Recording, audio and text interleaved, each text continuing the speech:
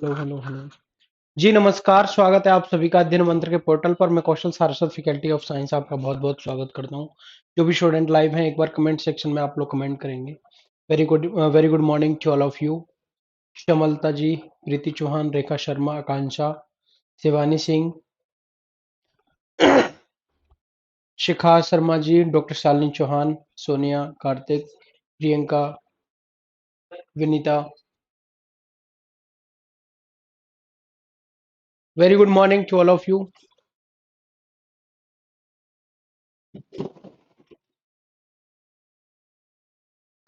मैं भाई एकदम अच्छा हूँ सर। मेरा एग्जाम नेक्स्ट मंथ नहीं है, नेक्स्ट टाइम फिल करूंगी। तो ये बैच कब तक है? ये बैच आपका जब तक रहता है, जब तक आपका एग्जाम नहीं होता। जिस एग्जाम के लिए आप बैच परचेज करते हो, और उस एग्जाम का जब तक एग्जाम नहीं हो जाता है, आपका बैच जो है वो हमेशा आपके पास में ही रहता है। ठीक है भाई। Very good afternoon to all of you. Meenakshi, Sunita Srivastava, Vishal मेरा भाई, रवीना जी, विपिन, ज्योति जी, नीतू, सोनी, दीपांशी, गुलशन, गीता, नेहालिया। ठीक है भाई। तो very good evening Priyanka Bharti. Megha ji, बिल्कुल आपके कमेंट्स शो हो रहे हैं। सभी के कमेंट्स आ रहे हैं यहाँ पे। उर्वशी, संगीता जी, रितिका, ज्योत्सना जी, महक, रेखा शर्मा।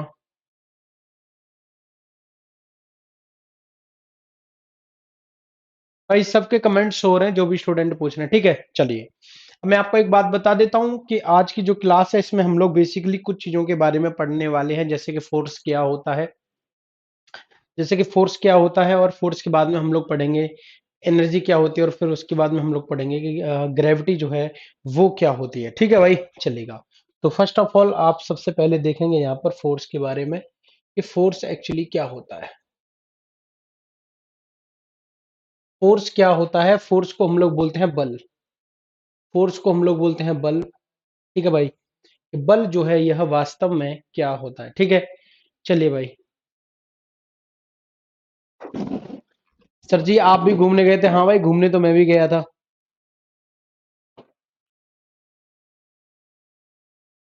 घूमने गए थे, थकान कम नहीं हो रही भाई।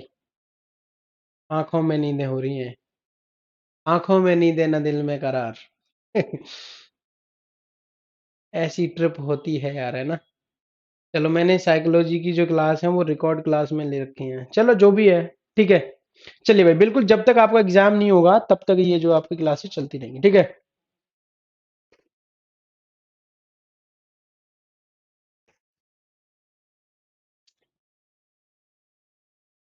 हाँ दीपिका जी, मोशन जो टॉपिक है वो कंप्लीट हो चुका है।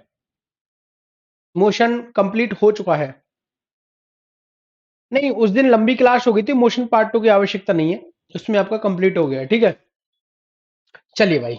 अब हम यहां पर देख रहे हैं फोर्स, कि फोर्स जो है वह वास्तव में क्या होता है। ठीक है। फोर्स जो है वह वास्तव में क्या होता है?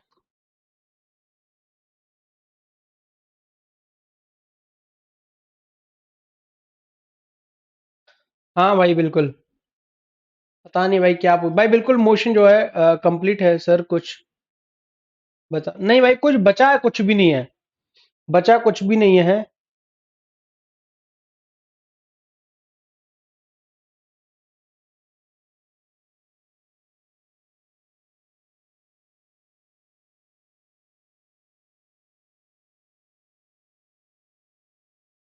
नहीं नहीं, कुछ भी नहीं बचा भाई, कुछ भी नहीं बचा। बाकी कुछ चीजें होती हैं जो आपके सिलेबस में मेंशन नहीं होती है, तो हम उनको एक्स्ट्रा पढ़ाने की कोशिश करते हैं। तो उन सभी चीजों के लिए आप यूट्यूब पर विजिट कर सकते हो। शाम को 6 बजे होती है हमारी क्लास, और उसमें मैं आपको पढ़ाता हूँ फिजिक्स और केमिस्ट्री के बहुत सारे इंपॉर्टेंट क्वेश्चंस। आज भी आप वहां पर आ सकते हैं। शाम को 6 बजे होती है हमारी यूट्यूब पे क्लासेस। ठीक है। फिजिक्स और केमिस्ट्री का आप रिवीजन जो है वो मेरे साथ में आप वहां पर कर सकते हो। ठीक है।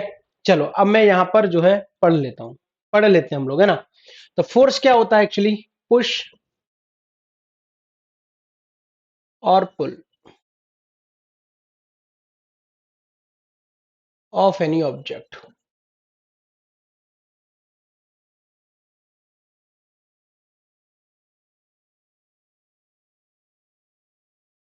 किसी वस्तु को खींचना या धक्का देना।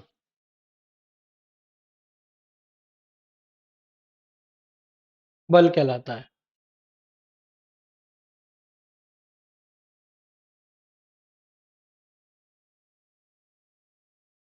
अगर हम यहाँ पर बल की बात करते हैं तो बल हमारा ये हो जाएगा, जैसे ये मान लो ये कोई गाड़ी है और ये कोई साहब आए हैं और इनकी गाड़ी जो है वो क्या हो गई, फंस गई है।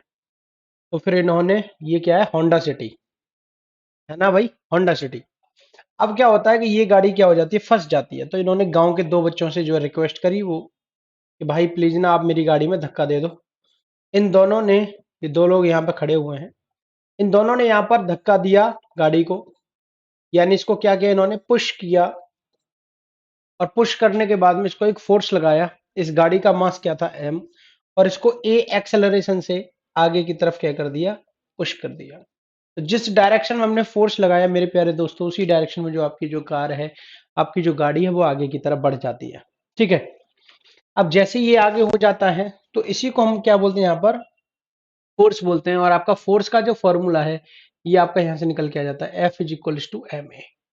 मेरे प्यारे दोस्तों, यहां पर जो हमारा एम है, ये क्या है, मास, यानी कि ये है द्रव्यमान, यानी कि वस्तु का द्रव्यमान है ये।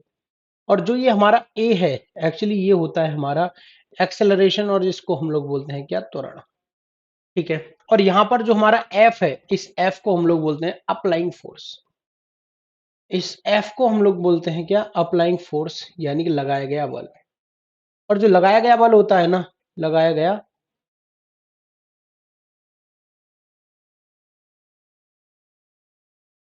लगाया गया बल।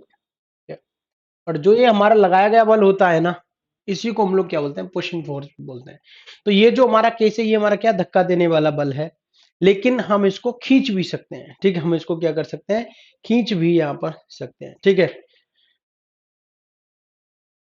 दीपू सिंह कह रहे हैं, अगर दूसरे ग्रह से कोई भी ऑब्जेक्ट को पृथ्वी के ग्रेविटेशनल फील्ड में लाने के लिए कितनी वेलोसिटी चाहिए। उसके लिए डिपेंड करता है कि तुम किस ग्रह से उस वेलोसिटी को लेकर के आ रहे हो।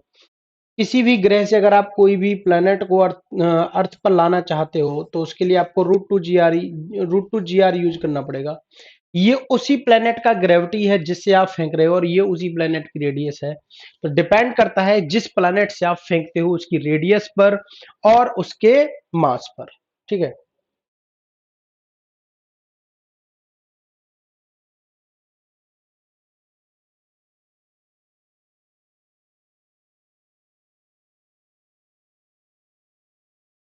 ठीक है भाई। तो ये हमारा क्या हो गया, पुशिंग। अब एक होता है हमारा पुलिंग का केस। अगर हम पुलिंग के केस की बात करते हैं तो पुलिंग का एक सिंपल सा केस होता है हमारा ये वाला। जैसे सपोज दैट ये आप हैं, ठीक है भाई, और आप अपना लगेज यानी अपन अपना सामान ये खींच करके लेके जा रहे हो। ठीक है, इस तरीके से, ये वाली स्टाइल है आपकी, है ना भाई। इस तरीके से आप अपना सामान लेके जा रहे हो। ठीक है। अब इस कंडीशन में क्या है, यहां पर इस कंडीशन में आप क्या है कि यहां पर आप ना एक फोर्स लगा रहे हो। तो ये जो आपका क्या लगा हुआ है, यहां पर एक फोर्स लगा हुआ है। लेकिन आप यहां से क्या करके लेके जा रहे हो, खींच के लेके जा रहे हो उसको, है ना। क्या करके लेके जा रहे हो, आप इसको खींच करके लेके जा रहे हैं, है ना। तो इस कंडीशन में भी ये जो सामान है इसका मास क्या है, एम, और जिस डायरेक्शन में ये चल रही है उसी डायरेक्शन में इसका एक्सेलरेशन भी है। तो हम यहां पर भी हमारा यही फॉर्मूला लगेगा, this is F is equal to M A. बस अंतर इतना है कि यहां पर जो एफ है ये हमारा पुशिंग फोर्स था, और यहां पर जो हमारा एफ है ये हमारा क्या है, पुलिंग फोर्स। तो ये पुल कर रहा है और ये क्या कर रहा है, पुश कर रहा है। हाँ महक, बिल्कुल, ये जो फोर्स वाला टॉपिक है ये आपका एक जनरल पेपर के लिए ही यहाँ पर तैयारी करवाई जा रही है। इसलिए मैं बहुत ज्यादा हायर लेवल की यहाँ पर फिजिक्स नहीं पढ़ा रहा हूँ, एक सिंपल लेवल की फिजिक्स आप यहाँ पर सिर्फ पढ़ेंगे। एक जनरल पेपर की आप यहाँ पर फिजिक्स पढ़ेंगे, एक सब्जेक्ट की यहाँ पर फिजिक्स आप नहीं पढ़ेंगे। बहुत ही सिंपल तरीके से आपको यहाँ पर पढ़ना है। ठीक है, यस। तो ये चीजें आपको यहाँ पर समझ में आ जाती है। ठीक है। अब इसके बाद में हम लोग पढ़ते हैं फोर्स की यूनिट्स जो है वो बेसिकली हमारी क्या होती है। ठीक है, फोर्स की यूनिट जो है वो हमारी क्या होती है। तो मेरे प्यारे दोस्तों, जैसे कि अभी हमने यहां पर देखा, F इज इक्वल्स टू क्या है, फॉर्मूला हमारा M A. F is equals to क्या है, एम ए। तो अगर मैं यहां पर सबसे पहले एम के एस सिस्टम में देखता हूं, तो एम के एस का मतलब क्या होता है, मीटर किलोग्राम सेकंड। तो मास हमारा किस में आएगा, किलोग्राम में, और एक्सेलरेशन की यूनिट क्या होती है हमारी, मीटर पर सेकंड स्क्वायर। और इसी 1 किलोग्राम मीटर पर सेकंड स्क्वायर को ही हम लोग 1 न्यूटन बोलते हैं। इसी को हम लोग क्या बोलते हैं, 1 न्यूटन बोलते हैं। और ये जो न्यूटन है ना, वो इसकी ऐसा यूनिट है। ये जो न्यूटन है वो क्या है, इसकी एस आई यूनिट है। ठीक है, ये न्यूटन क्या है, हमारी एस आई यूनिट है। फिर इसके बाद में आती है हमारी सीजीएस यूनिट। अगर हम सीजीएस यूनिट की यहां पर बात कर रहे हैं, तो सीजीएस यूनिट का सीधा सा मतलब होता है यहां पर कि ए मास जो है वो हमारा ग्राम में होगा। मास जो है वो हमारा ग्राम में होगा, और जो हमारा एक्सेलरेशन है वो हमारा सेंटीमीटर पर सेकंड स्क्वायर होगा। और इसी को हम लोग बोल देते हैं एक डायन। इसी को हम लोग क्या बोल देते हैं भाई, एक डायन। ऐसे ही हम यहां पर इसको एफपीएस सिस्टम में भी इसको मेजर कर सकते हैं। एफपीएस सिस्टम में अगर हम इसकी यूनिट देखेंगे, तो मास को हम लोग मापते हैं पाउंड में। ठीक है, मास को हम लोग किस में मापते हैं, पाउंड में मापते हैं। और एक्सेलरेशन को हम किस में मापेंगे, यहां पर बताइएगा, फुट पर सेंटीमीटर सेकंड स्क्वायर। इसी को हम लोग बोलते हैं एक पाउंडल। इसको हम लोग क्या बोलते हैं, एक पाउंडल। तो ये बेसिकली हमारी 3 यूनिट्स होती हैं तीनों सिस्टम में। एक ये हमारी ऐसा यूनिट है, एमकेएस, सीजीएस और एफपीएस, ये हमारे सिस्टम है। और यहां पर हम चीजों को बेहतर तरीके से देख सकते हैं। पूजा जी का सवाल है, इफ, अच्छा, इफ जिस डायरेक्शन में हम फोर्स लगा रहे हैं उस डायरेक्शन में एक्सेलरेशन ना हो तो। हाँ, अगर आप जिस डायरेक्शन में फोर्स लगा रहे हो और फिर भी वस्तु आपकी उस दिशा में नहीं जा रही है, तो फिर वो हमारा रिटार्डेशन हो जाएगा। और इसका एक एग्जांपल आपका सिंपल सा ये होता है कि जैसे मान लो किसी का घर है, ये मान लो किसी का घर है, और वो घर के दरवाजे के बाहर इस तरीके से क्या है, सीढ़ियां बनी होती हैं। गांव में अक्सर कर आपने देखा होगा, है ना, इस तरीके से सीढ़ियां बनी हुई है, और बीच में एक ऐसे करके स्लोप भी बना देते हैं। और वो बाइक वगैरह के लिए होता है। अगर मान लो आप बाइक को ऊपर चढ़ा रहे हो, फोर्स आप आगे की तरफ लगा रहे हो, और बाइक आपसे नहीं चढ़ी और बाइक नीचे की तरफ आ गई, तो आपने बल लगाया आगे की तरफ और बाइक चली गई पीछे की तरफ, तो इस समय क्या हो गया, ये निगेटिव हो गया, क्योंकि आप जाना चाहते हो आगे की तरफ और बाइक आ गई पीछे की तरफ। तो फिर इस केस को हम लोग क्या बोलते हैं, रिटार्डेशन। तो जी हाँ, बिल्कुल आपका फोर्स जो है वो नेगेटिव भी हो सकता है, नो प्रॉब्लम। सर जी, D triple S C PGT की वैकेंसी कब तक आएंगी? जी बिल्कुल, बहुत ही जल्द आने वाला है पीजीटी का जो नोटिफिकेशन है, अंजू जी मान। Yes, F is a vector quantity, yes absolutely right. हम यहाँ पर लिख सकते हैं कि अगर मैं इसको वेक्टर के फॉर्म में लिखूंगा तो हम इसको ऐसे करके लिख सकते हैं, F is equals to M A. It means that जिस डायरेक्शन में आपका एक्सेलरेशन होता है उसी डायरेक्शन में आपका फोर्स होता है। हम बोल सकते हैं the direction of force, the direction of force is in the,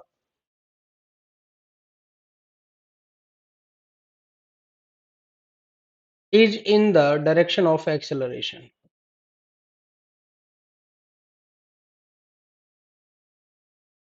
तो फोर्स की जो डायरेक्शन है वो हमारी क्या होती है, एक्सेलरेशन की डायरेक्शन। ये सब सिस्टम है भाई, ये जो हमारा एम के एस है, ये जो हमारा सी जी एस है, ये जो हमारा एफ पी एस है, और ये जो हमारा एसआई है, ये हमारे सिस्टम्स ऑफ यूनिट है।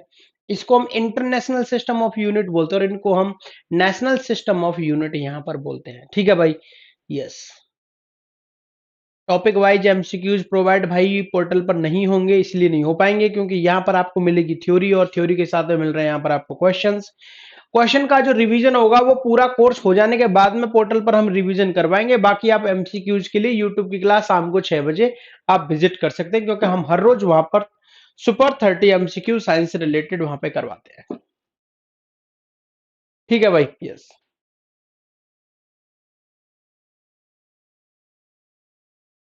हाँ, हिंदी में बस इतना लिखा है कि बल की दिशा त्वरण की दिशा में होती है।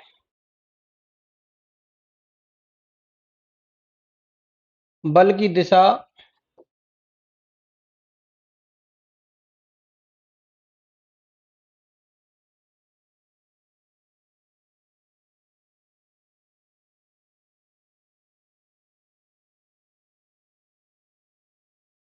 बल की दिशा त्वरण की दिशा में होती है।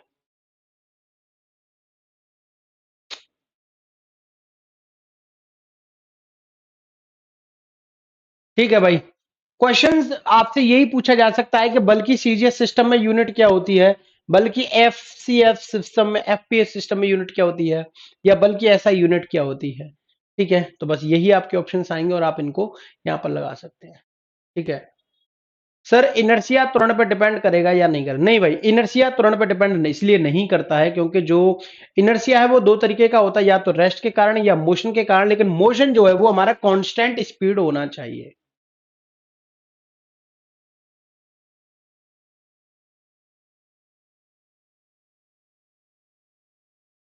चलिए भाई, ये सब करने के बाद में हम लोग यहां पर देखते हैं टाइप्स ऑफ फोर्स।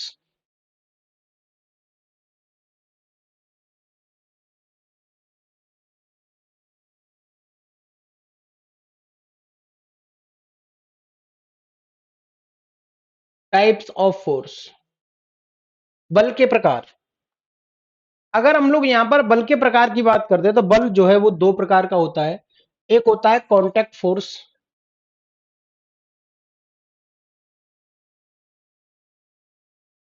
एक होते हैं कांटेक्ट फोर्स जिसको हम हिंदी में बोलते हैं संपर्क बल, और दूसरे वाले होते हैं हमारे नॉन कांटेक्ट फोर्स। दूसरे वाले होते हैं हमारे नॉन कांटेक्ट फोर्स।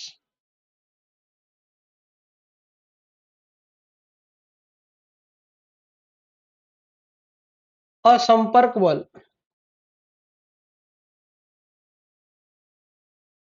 ठीक है भाई। तो बल जो है वो दो प्रकार का होता है, कांटेक्ट फोर्स और नॉन कांटेक्ट। भाई इनर्शिया पे थोड़ी देर में चर्चा करेंगे, अनिमेश एंड ऑल।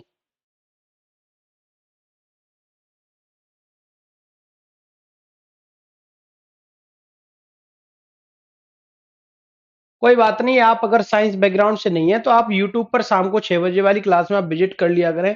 वहां पर मैं क्वेश्चंस करवाता हूँ, टॉप अच्छे क्वेश्चंस वहां पर होते हैं आपके फिजिक्स केमिस्ट्री के लिए। अगर आप 6 बजे शाम को लाइव नहीं आ सकते हैं आप लोग, तो बाद में यार जरूर देख लिया करो, क्योंकि वहां पर क्वेश्चंस का लेवल भी बहुत अच्छा होता है और अच्छे क्वेश्चंस आपके एग्जाम के लेवल के अकॉर्डिंग ही होते हैं। अगर आप यहाँ पर थ्योरी पढ़ रहे हैं और यूट्यूब पर अगर आप क्वेश्चंस कर रहे हैं हमारे वाले, तो आपको चीजें बहुत बेहतर तरीके से हो जाएंगे, आपको अलग से कोई भी एफर्ट करने की आवश्यकता नहीं पड़ेगी, एज आई थिंक्स। तो ये हमारा क्या है, कॉन्टैक्ट फोर्स और नॉन कॉन्टैक्ट। आप देखो कॉन्टैक्ट फोर्स हिंदी में आपको पता लग रहा है, कॉन्टैक्ट का मतलब क्या है, जहां पर दो बॉडीज का कॉन्टैक्ट रहेगा, है ना। और नॉन कॉन्टैक्ट का मतलब क्या होता है, एक तरीके से इंट्रैक्शन। तो नॉन कॉन्टैक्ट में क्या रहता है, आपका इंट्रैक्शन रहता है। ठीक है भाई, इंट्रैक्शन रहता है इसमें। इंट्रैक्शन मतलब समझते हो? अब इंट्रैक्शन की मैं हिंदी क्या लिखूं भाई यहां पर। इंट्रैक्शन का मतलब होता है एक तरीके से प्रेरण। ठीक है भाई। और यहां पर क्या होता है, दोनों बॉडीज के बीच में एक कॉन्टैक्ट होता है, यानी एक संपर्क होता है। इसके आधार पर, कांटेक्ट के आधार पर जो हमारा कांटेक्ट फोर्स है ये दो तरीके का होता है। क्या होता है, दो तरीके का। अब देखो इसमें एक तरीका तो होता है हमारा फ्रिक्शन फोर्स, एक तो होता है हमारा फ्रिक्शन फोर्स जिसको हम लोग बोलते हैं घर्षण बल, जिसको हम लोग क्या बोलते हैं भाई, घर्षण बल। और दूसरा बल हमारा क्या होता है, दूसरा वाला बल होता है हमारा, एक होता है फ्रिक्शन फोर्स और दूसरा वाला हमारा होता है विस्कस फोर्स, जिसको हम लोग बोलते हैं श्यान बल। जिसको हम लोग क्या बोलते हैं भाई, श्यान बल बोलते हैं। अब यहां पर अगर हम लोग बात करते हैं नॉन कॉन्टैक्ट, तो नॉन कॉन्टैक्ट होता है हमारा चार। सबसे पहला क्या होता है, ग्रेविटेशनल फोर्स।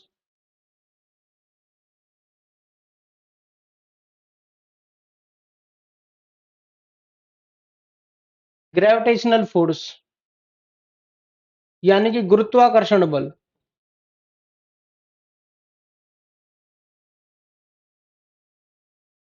और दूसरा वाला हमारा क्या होता है, गुरुत्वाकर्षण बल। एक होता है हमारा सेंट्रीपिटल फोर्स।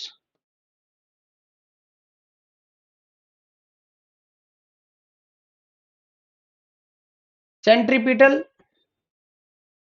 यानी कि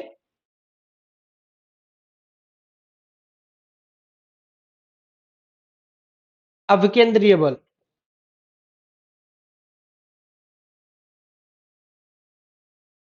सेंट्रीफ्यूगल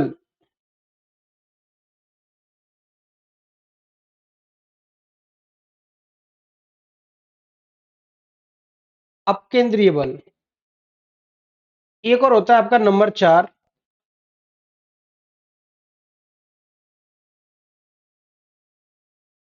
इलेक्ट्रोस्टैटिक फोर्स।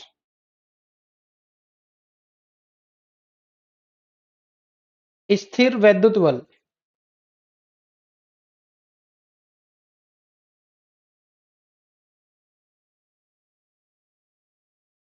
तो ये जो हमारे, इसके बाद में भाई न्यूटन के नियम करवाऊंगा अनुराधा जी, बिल्कुल इसके बाद में करवाऊंगा।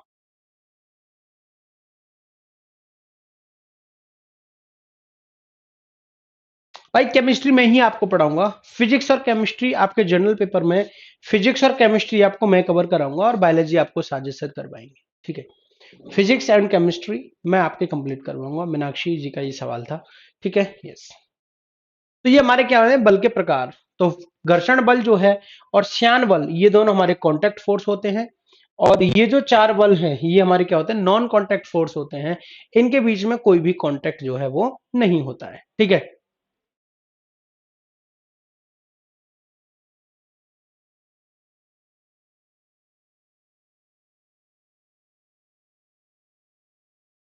हाँ, न्यूक्लियर फोर्स इन दोनों में से किसी में नहीं आता। न्यूक्लियर जो फोर्स है, ज्योत्सना जी का सवाल है, न्यूक्लियर फोर्स जो है वो neither contact and nor non contact force में आता है, क्योंकि उसमें ये दोनों ही कंडीशंस होती हैं। ये पहले कॉन्टैक्ट में होता है, फिर इसमें इंट्रैक्शन होता है, तो वो एक स्पेशल केस में आता है। ठीक है, तो न्यूक्लियर फोर्स जो है वो हमारा नहीं होता। ठीक है भाई।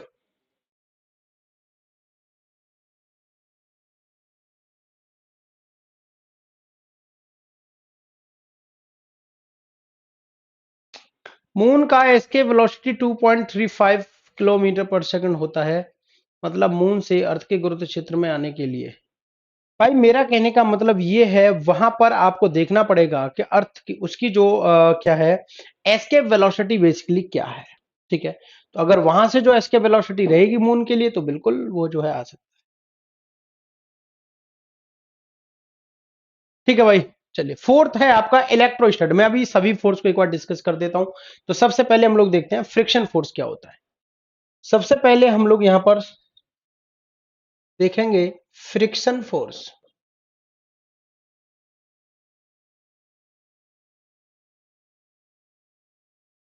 सबसे पहले हम लोग यहां पर देखते हैं फ्रिक्शन फोर्स, यानी कि घर्षण बल क्या होता है।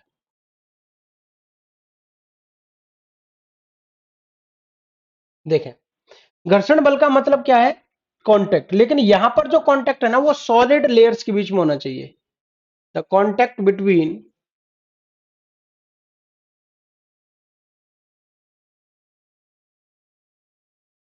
To solid surfaces.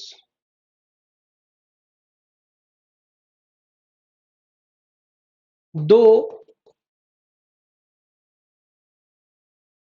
ठोस सतहों के बीच, दो ठोस सतहों के बीच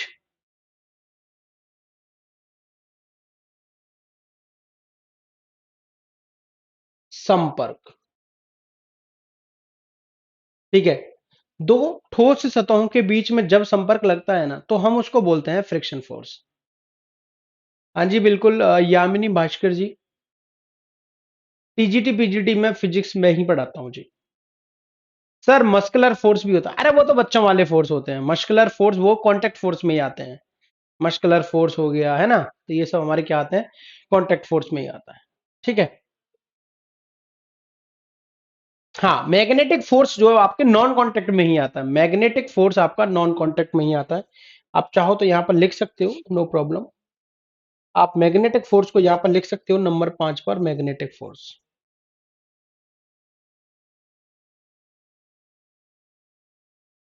चुंबकीय बल। चुंबकीय बल। ठीक है भाई, यस। चुंबकीय बल, मैग्नेटिक फोर्स को भी आप नॉन कांटेक्ट में लिख सकते हैं, क्योंकि इसमें भी नॉर्थ और साउथ पोल जो है वो आपके एक दूसरे के साथ में कांटेक्ट में नहीं होते हैं। ठीक है भाई, चलिएगा। ये बात समझ में आ गई। अब जैसे मान लो आप हैं, ये सपोज ये आपका पैर है, ध्यान से देखेंगे। सपोज दैट ये आपका पैर है, ये वाला, और ये भाई साहब हैं आपके जूते।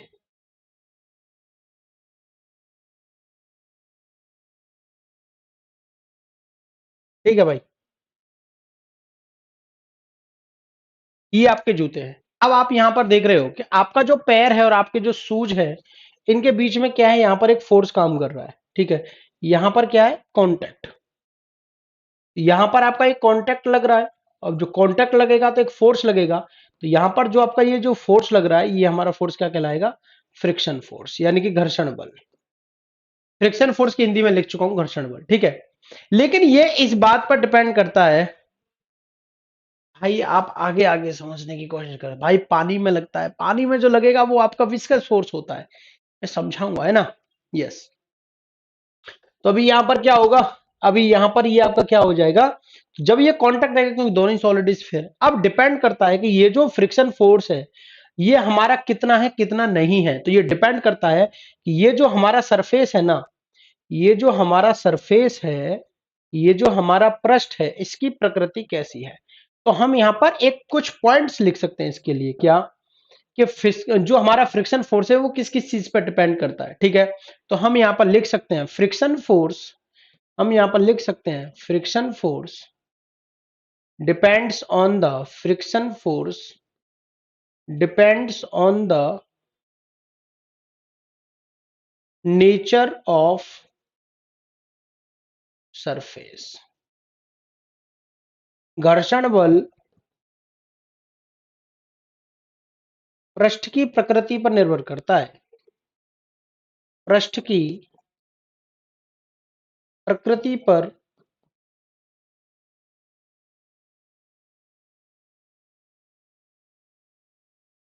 निर्भर करता है। ठीक है भाई, थैंक यू सो मच। जो लोग तारीफ कर रहे हैं उनके लिए बहुत बहुत धन्यवाद। चलो भाई, ठीक है, तो ये किस पर डिपेंड करता है, सरफेस की प्रकृति पर डिपेंड करता है। अच्छा, अगर मैं यहां पर सरफेस की प्रकृति की बात करूं, तो नेचर ऑफ सरफेस का मतलब है स्मूथ, यानी कि वो स्मूथ है। स्मूथ मतलब समझते हो, चिकना है, या फिर वो कैसा है, खुरदरा है, रफ है। रफ मतलब खुरदरा। ठीक है भाई, तो नेचर ऑफ सरफेस जो होती है भाई, वो दो प्रकार की होती है। एक होता है आपका स्मूथ, और दूसरा वाला होता है आपका क्या होता है, खुरदरा होता है। मीनाक्षी जी नमस्कार। ठीक है, अगर मैं यहां पर स्मूथ की बात करता हूं, ठीक है, तो इस नेचर को जो डिफाइन करता है ना, इस नेचर को जो डिफाइन करता है, उसको हम लोग बोलते हैं कॉफिशिएंट ऑफ, उसको हम लोग बोलते हैं कॉफिशिएंट ऑफ फ्रिक्शन। उसको हम लोग क्या बोलते हैं, कॉफिशिएंट ऑफ फ्रिक्शन, घर्षण गुणांक। इसको हम लोग क्या बोलते हैं भाई, घर्षण गुणांक। और जो ये हमारा घर्षण गुणांक होता है ना, इसकी कोई भी यूनिट और डायमेंशन नहीं होती है। No unit and dimension.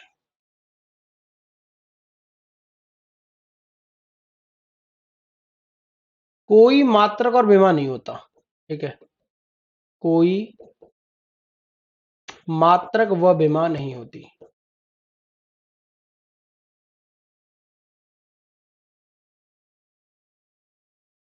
कोई मात्रक और विमा नहीं होती है। ठीक है भाई, ठीक है भाई, बात समझ में आ गई। चलो, तो ये हमारा क्या है एक तरीके से, और इसको म्यू से डिनोट करते हैं। ये सिंबल होता है म्यू। ठीक है, तो अगर ये हमारा पूरा चिकना है तो म्यू की वैल्यू 0 होगी, और अगर ये हमारा पूरा खुरदरा है तो इसकी वैल्यू क्या होगी, 1। ठीक है, तो इसकी वैल्यू 0 से कम नहीं होती और 1 से ज्यादा नहीं होती। इसमें दो सॉलिड सरफेस कौन सा, अरे कविता जी, एक तो आपका जूता सॉलिड हो गया, है ना, आपका जो ये शूज है, हील्स है, ये क्या हो गया, सॉलिड हो गया, और दूसरा क्या हो गया, आपका सरफेस सॉलिड हो गया। ये दोनों ही क्या है, आपके सॉलिड सरफेसेस है, इसलिए जूता घिस जाता है। ठीक है भाई, इसलिए जूता क्या हो जाता है भाई, घिस जाता है। ठीक है जी, ये था आपका फ्रिक्शन फोर्स। समझ में आ गया, समझ में आ जाए ना तो एक बार हाँ बोल दिया करो यार, मुझे भी बहुत अच्छा लगता है कि हाँ यार सारे बच्चे ना हाँ बोल रहे हैं, तो मुझे बहुत बढ़िया लगता है ना। कुछ लोग हैप्पी लिख सकते हैं, गुरुजी बहुत बढ़िया लग रहा है, मैं तो बहुत खुश हूं। कुछ लोग बोल सकते हैं जी बहुत पहली बार ही समझ में आ रहा है। कुछ लोग ये भी बोल सकते हैं सर जी मैं साइंस बैकग्राउंड से नहीं हूं, मुझे कुछ भी समझ में नहीं आ रहा, बताओ मैं क्या करूं। तो आप लोगों के ना मतलब एक तरीके से बहुत सारे अलग अलग तरीके के कमेंट्स जो देखने को मिलते हैं, लेकिन मैं सबसे यही कहूंगा कि अगर कोई साइंस बैकग्राउंड से भी नहीं है तो हमारी क्लास में इतना फोकस करो, क्लास को बार बार देखो यार, है ना। भाई जी का मिनिमम वैल्यू 0 ही होता है, ठीक है।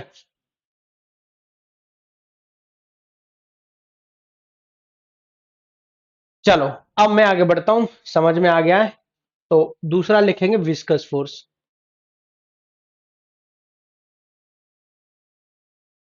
जिसको हम लोग बोलते हैं सियान बल। अब ये जो विस्कस फोर्स है ना, ये भी तो हमारा एक कांटेक्ट फोर्स है, लेकिन ये कांटेक्ट फोर्स हमारा कब लगता है, जब एक सॉलिड लिक्विड हो या लिक्विड लिक्विड हो, है ना, या फिर दोनों गैसेज हो या सॉलिड लिक्विड हो, तो ये फ्लूइड्स के बीच में लगता है, ठीक है भाई। चलिएगा, अब जरा ध्यान से देखते हो, ये हमारा किसके बीच में लगता है, this is a this is an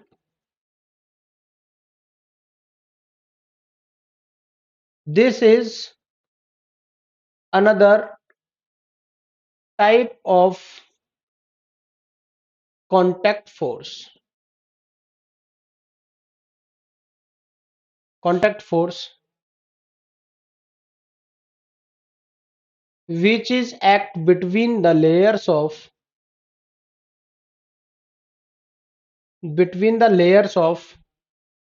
fluids। अब देखो फ्लूइड्स का मतलब क्या होता है, फ्लूइड्स का मतलब होता है लिक्विड प्लस लिक्विड भी हो सकता है, लिक्विड प्लस गैस भी हो सकता है, गैस प्लस गैस भी हो सकता है, ठीक है भाई। सॉलिड प्लस लिक्विड भी हो सकता है, सॉलिड प्लस गैस भी हो सकता है। इन सभी के बीच में जो फोर्स लगेगा आपका, वो हमारा क्या होता है, विस्कस फोर्स होता है।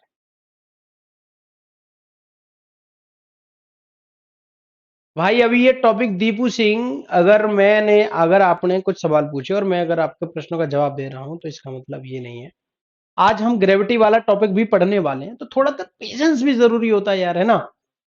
तो अभी थोड़ी देर में ग्रेविटी पढ़ेंगे तो मैं ये सारी चीजें बता दूंगा कि पोल पर कितना होता है, इक्वेटर पर कितना होता है, कैसे चेंज होता है, तो थोड़ा सा पेशेंस बना के रखें, है कि नहीं। हाँ, तो मेरा कहने का मतलब ये है कि थोड़ा सा पेशेंस जो है जरूरी होता है जिंदगी में। और अगर मान लो आपने एक दो सवाल पूछे तो मुझे लगा चलो एक दो सवाल बता देते हैं, लेकिन अगर बार बार आप एक ही पर्टिकुलर टॉपिक से प्रश्न पूछ रहे हैं और टॉपिक दूसरा चल रहा है तो इससे डिस्टरबेंस होता है। मेरा तो काम बताने का है हालांकि, लेकिन बाकी जो स्टूडेंट्स हैं उनका जो क्या होता है, दिक्कतें उनको होती है, ठीक है। तो मैं सिर्फ आपसे यही विनती करूंगा, देखो रिक्वेस्ट, मैं भी आपसे रिक्वेस्ट ही कर रहा हूं कि आप जो है क्या करेंगे, जब टॉपिक आएगा हमारे ग्रेविटी वाला तो मैं ये सारी चीजें बता दूंगा, आपको पूछने की आवश्यकता ही नहीं पड़ेगी, क्योंकि मुझे पता है सवाल कहां से बनते हैं, स्टूडेंट के दिमाग में क्या चल रहा होता है। तो मैं कोशिश करता हूं कि मैं आपके बिना पूछे ही उन सवालों के जवाब अपने तरीके से दे दूं, ठीक है। तो आगे आगे भागने से या फिर दूसरे टॉपिक के प्रश्न पूछने से थोड़ी सी डिस्टरबेंस होती है, क्योंकि हमें बाकी के जो स्टूडेंट लाइव है कि नहीं, अब क्लास में मान लो 300 स्टूडेंट अगर लाइव में देख रहे हैं यहाँ पे, तो इसमें मुझे बाकी के 299 स्टूडेंट का भी ध्यान रखना पड़ेगा दोस्त, है ना। भाई मैं हिंदी में भी लिख रहा हूँ, यस। जी बिल्कुल शिवानी, आपके कमेंट जो है शो हो रहे हैं, हम यहाँ पर लिख रहे हैं श्यानवल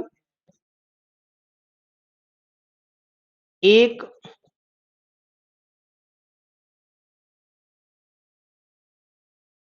दूसरे प्रकार का श्यानवल एक दूसरे प्रकार का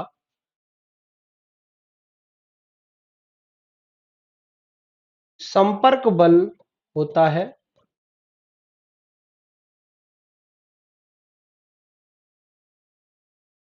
एक दूसरे प्रकार का संपर्क बल होता है जो हमेशा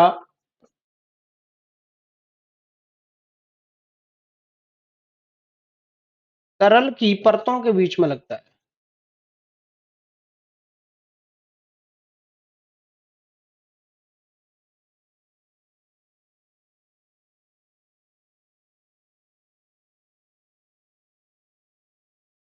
जो हमेशा तरल की परतों के बीच में लगता है, जैसे लिक्विड प्लस लिक्विड का मतलब है द्रव प्लस द्रव, द्रव plus gas, gas plus gas, ठोस प्लस द्रव, ठोस प्लस गैस। इन सभी के बीच में हमारा यही बल लगता है। ठीक है भाई, चलिए।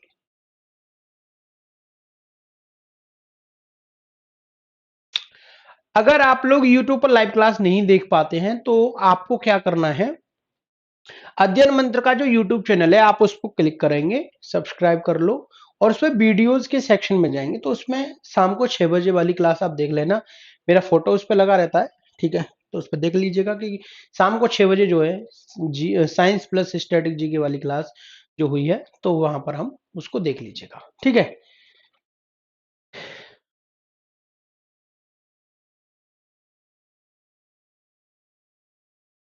सॉलिड मैंने इसलिए बोला, जैसे मान लो आपके फ्लोर पे पानी फैल गया, है ना। आशु यादव जी ये प्रश्न कर रहे हैं। आशु, अगर मान लो आपके घर पक्का है, आपका घर अब तो 90% घर जो है पक्के हैं, ग्राउंड लेवल जो होता है ना, तो अगर ग्राउंड पक्का है, उस पे संगमरमर है या फिर क्या है, टाइल्स जो है बिछे हुए हैं, और उसके ऊपर पानी जो है फैल गया, अगर पानी जो है आगे बढ़ के जाएगा तो उस केस में जो फोर्स लगेगा, this is the friction force. ठीक है। या फिर जो है नाव अगर पानी के ऊपर जा रही है, तैर रही, कॉन्टैक्ट फोर्स है, this is also a viscous force. ठीक है, तो ये हमारा विस्कस फोर्स होता है। ठीक है। अब इस विस्कस फोर्स भी किस पर डिपेंड करता है, तो मैं यहां पर इसके लिए पॉइंट लिख देता हूं। विस्कस फोर्स क्या करता है, डिपेंड्स ऑन द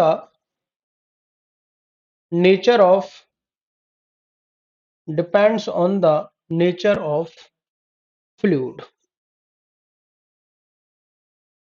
श्यान बल तरल की प्रकृति पर निर्भर करता है।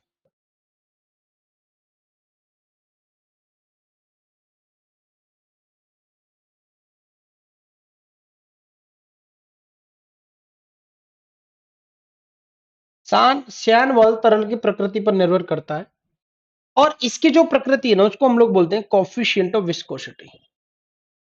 इसको हम लोग बोलते हैं कॉफिशिएंट ऑफ विस्कोसिटी,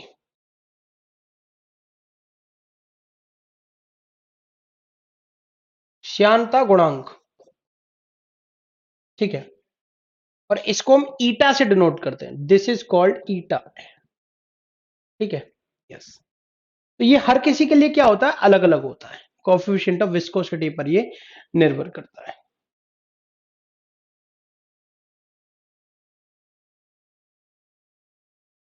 सबसे कम जो विस्कस फोर्स है वो हमारा गैसेस के बीच में होगा, इसीलिए उनकी जो काइनेटिक एनर्जी वो सबसे ज्यादा होती है ना।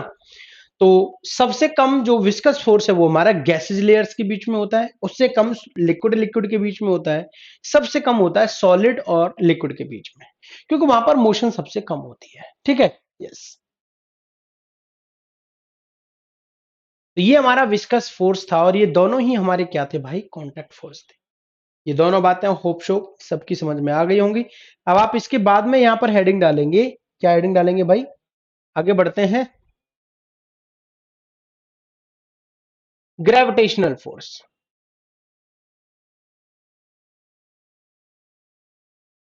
ग्रेविटेशनल फोर्स,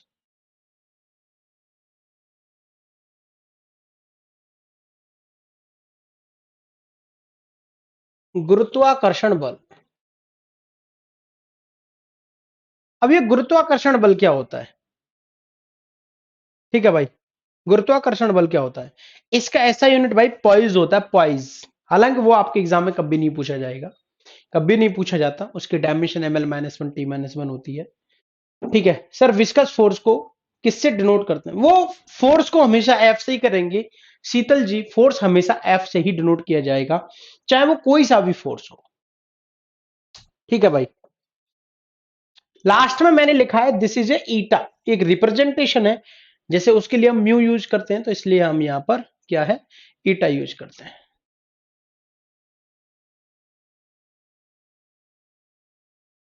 गैसेज में सबसे कम होता है, पूजा कौशिक जी। ठीक है भाई, चलिए अब हम आगे बढ़ते हैं। चलो भाई, है ना। देखो अब ये जो ग्रेविटेशनल फोर्स है ना, ये क्या है, एक इंट्रैक्शन है। ये क्या है आपका, एक इंट्रैक्शन होता है। Coefficient of friction is called, coefficient of friction is called, नहीं भाई वो कोफिशिएंट ऑफ फ्रिक्शन ही है। कोफिशिएंट ऑफ फ्रिक्शन आपका फ्रिक्शन वाले फोर्स में आता है, उसको म्यू से डिनोट करते हैं। और उसकी कोई यूनिट डायमेंशन नहीं होती है, क्योंकि वो सरफेस की नेचर पर डिपेंड करता है कि आपका जो सरफेस है वो कितना खुरदरा है और कितना चिकना है। ओके, चलो। ग्रेविटेशनल फोर्स क्या है आपका, एक इंटरेक्शन है ये आपका। ये क्या है आपका, एक इंटरेक्शन है। Interaction between the planets, interaction between the two bodies, interaction between the two bodies in space. और इसको हम लोग क्या बोल देते हैं, प्लैनेट। टू बॉडीज, बॉडीज के पीछे लिख लेंगे प्लैनेट इन स्पेस। अंतरिक्ष में,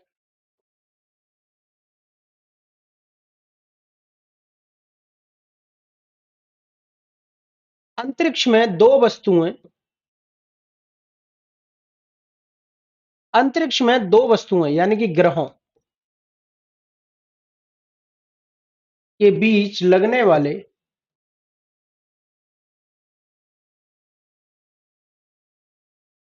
ग्रहों के बीच लगने वाले प्रेरण बल को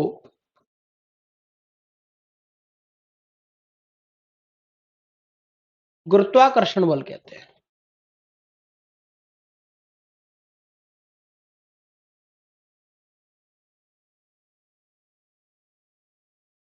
तो ये आपका ना एक इंटरेक्शन होता है, ये आपका क्या होता है, एक इंटरेक्शन होता है।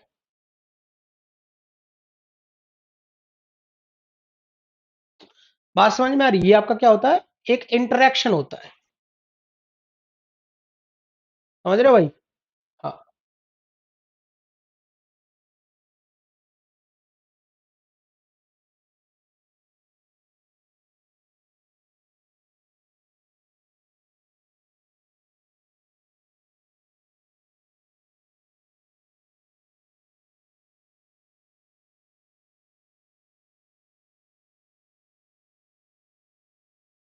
ठीक है। तो ये आपका एक क्या होता है, इंटरेक्शन होता है।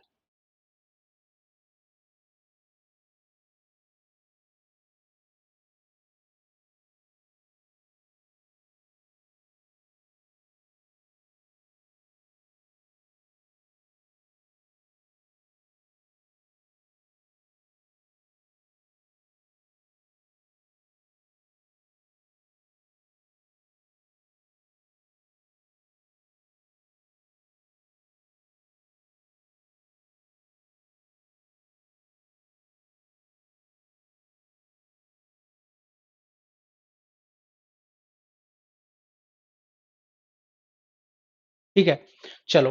अब जैसे हमने यहां पर देखा,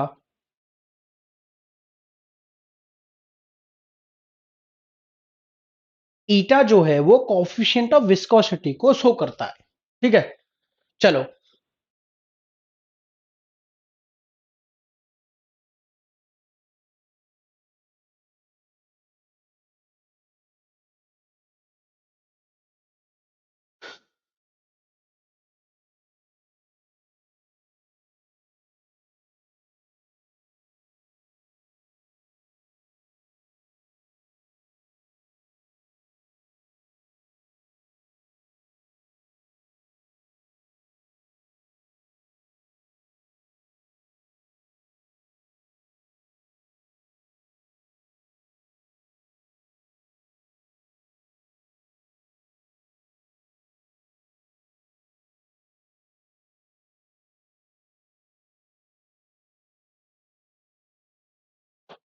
ठीक है भाई, चलो।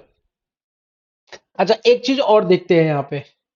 जैसे मान लो ये दो प्लानेट है हमारे, ये प्लानेट है हमारा M1 और ये वाला प्लानेट है हमारा क्या है, M2 है।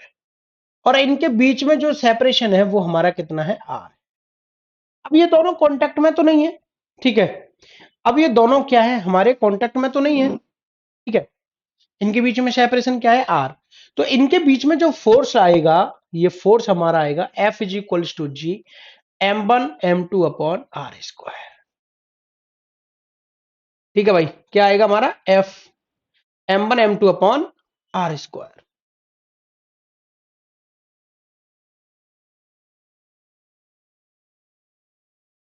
ठीक है भाई, और अगर हम यहां पर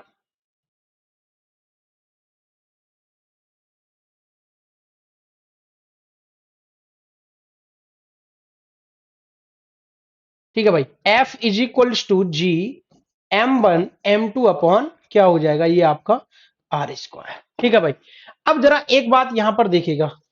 चलो, हाँ भाई, अब आपने यहां पर एक चीज और देख सकते हो।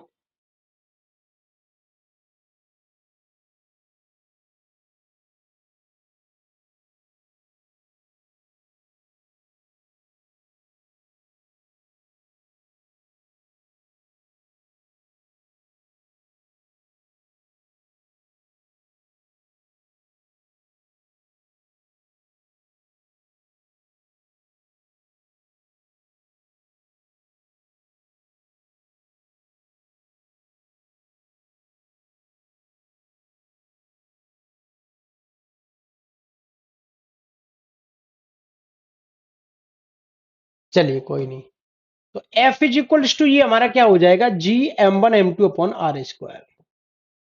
अगर हम यहां पर ये बोलते हैं आपसे कि ये जो नियम है ये हमें किसने दिया था, तो ये जो नियम है ना, ये हमें दिया था न्यूटन साहब ने, इसलिए इसको बोला जाता है न्यूटन्स ग्रेविटेशनल लॉ।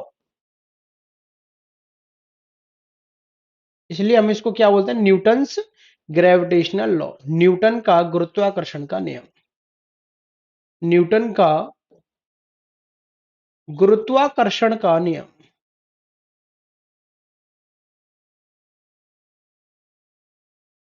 न्यूटन का गुरुत्वाकर्षण का नियम।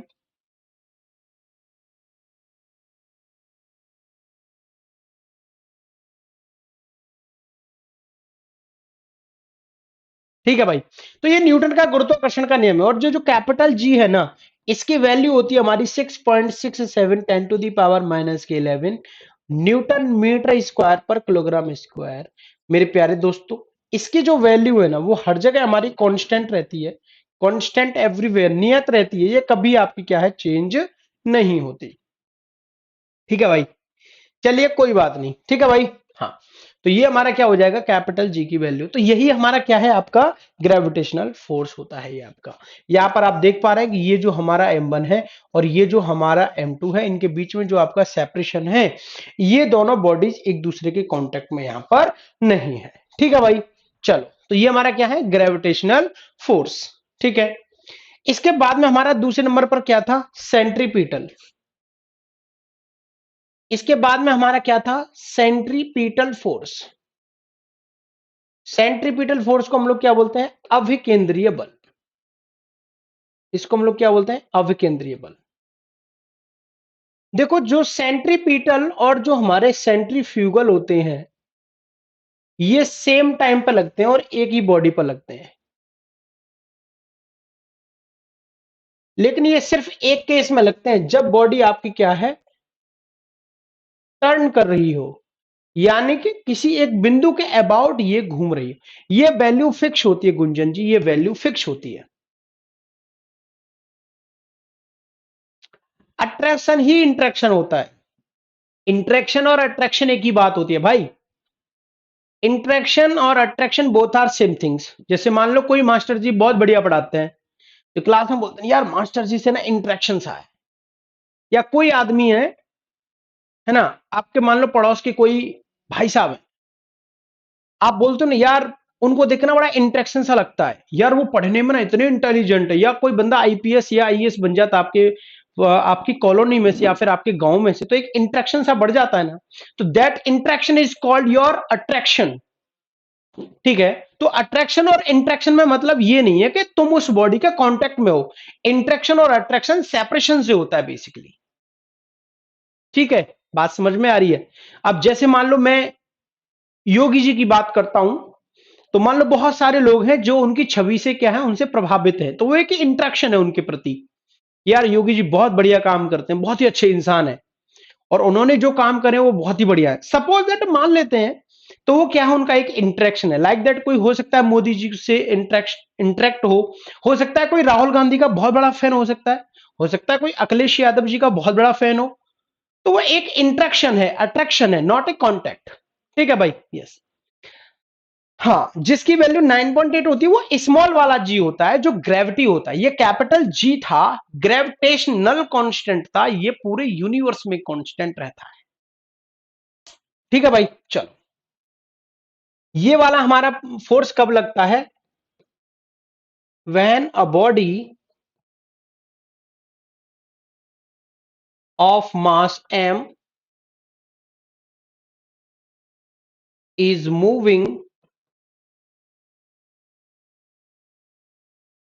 around a fixed point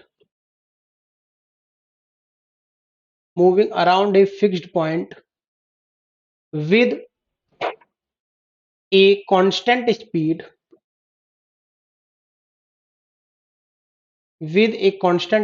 v, then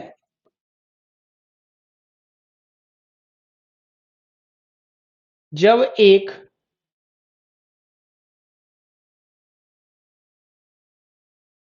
m द्रव्यमान की वस्तु v वेग से एक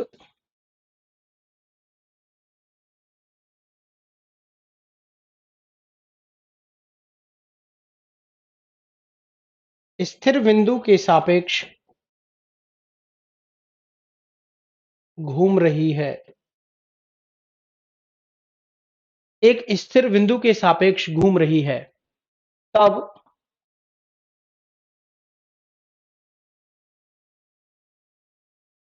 उसके केंद्र की तरफ एक बल कार्य करता है।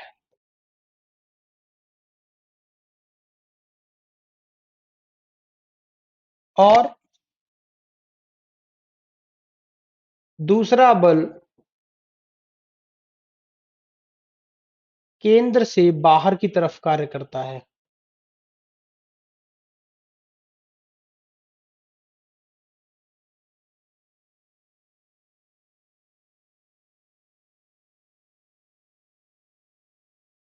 ठीक है भाई, बस।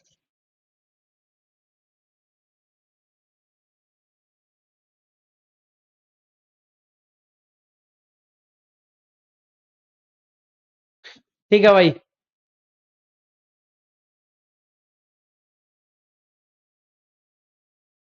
ये v है, स्पीड के बाद में है v।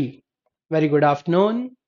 चलिए भाई, एक्चुअली क्या था ना, कल हमारी मथुरा में बोटिंग हुई और मैं, हालांकि मैं बोट डालने नहीं गया ना। लोग बोलते हैं ना बोट की कीमत बहुत ज्यादा होती है। एजुकेटेड होने का ये फायदा होता है कि आपको बोट करना चाहिए, बोट ये वो वगैरह वगैरह। हालांकि मैं नहीं गया, तो फिर मैंने कल अपनी मम्मी से बात करी। तो मैंने बोला, मेरी माता जी आपने किसको बोट कर दिया? मेरी मम्मी बोली तू बता दे किसको करना था। मैंने, मुझे क्या पता, वोट तो आपको ही देना है। बोले मैंने तो बेटा कमल पे डाल दिया। मैंने कहा चलो बढ़िया है। तो पता क्या है, वहां का थोड़ा सा रुझान हमारे यहाँ पे कल बीजेपी का ही रहा। और हालांकि वहां पे ना वो समर्थन था ना आरएलडी का साइकिल के साथ में, तो हमारे यहाँ पर सपा के प्रत्याशी नहीं थे, वो थे आरएलडी के। तो हमारे यहाँ पे हालांकि अलग सी चीजें, लेकिन हमारे यहाँ पे दो चीजें ज्यादा हैं मथुरा डिस्ट्रिक्ट में, जाट और ब्राह्मण। तो हालांकि जो ज्यादातर जो पक्ष रहा है वो बीजेपी का रहा कल की। तो ये हमारे यहाँ मथुरा सीट की तो यही बात थी काफी जगह से।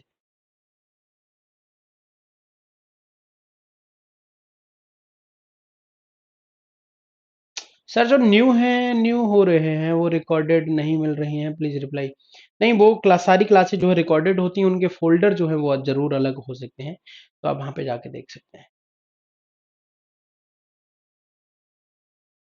हाँ जी बिल्कुल, मैं एक बार यहाँ बोल देता हूँ। When a body of mass m is moving around a fixed point with a constant speed v, then जब एक m द्रव्यमान की वस्तु v वेग से एक बिंदु के सापेक्ष घूम रही है, तब उसके केंद्र की तरफ एक बल कार्य करता है और एक दूसरा बल केंद्र से बाहर की तरफ कार्य करता है। ठीक है भाई। चलिए भाई, यहां पर क्या है,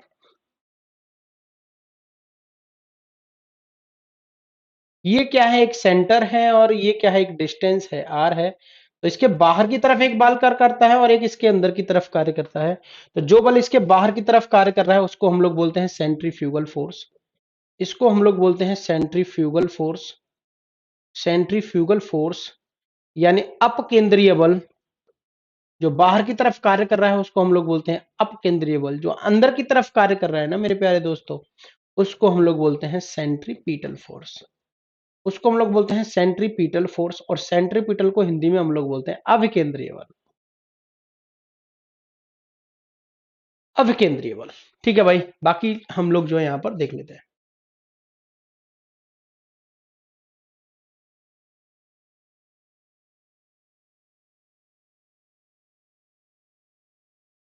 सर इसमें अर्थ, जी बिल्कुल आ सकता है, नेहा पासवान, बिल्कुल सही एग्जांपल आपने यहां पर दिया है। अर्थ जो है सन के चारों तरफ रिवॉल्व कर रहा है, तो उस पर दोनों बल कार्य करते हैं। बहुत बढ़िया। अरे सर जी, रोजगार गायब हो गया भैया। देखो, रोजगार गायब हो गया, बात तो भाई सही है, लेकिन किसी न किसी को तो चुनना ही पड़ेगा, है कि नहीं भाई? किसी न किसी को तो आपको चुनना ही पड़ेगा। अब रोजगार तो खत्म हुआ है, ये बात तो है, लेकिन वोट तो करना ही पड़ेगा, है ना?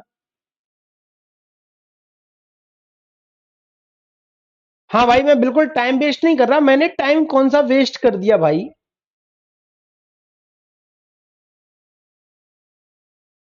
अच्छा, वो जो मैंने लास्ट में, अरे ये मैंने इसलिए बाद में दो नई चीजें हिंदी वालों के लिए लिख दी हैं। ठीक है। हाँ, मैंने इंग्लिश में वो नहीं लिखा कि the force acting towards the centre is called centripetal and outward is called the centrifugal. तो इंग्लिश वाले सेंटेंस को मैंने यहां पर लिख दिया। ठीक है भाई।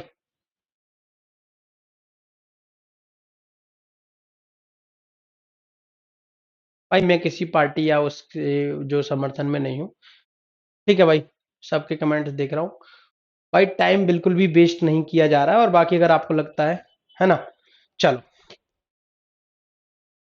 नाराज हो जाते हो आप लोग भी। F is equals to M V square upon R, इसका क्या हो जाता है यहाँ पर formula? F is equals to M V square upon R क्या हो जाता है यहाँ पर आपका फॉर्मूला?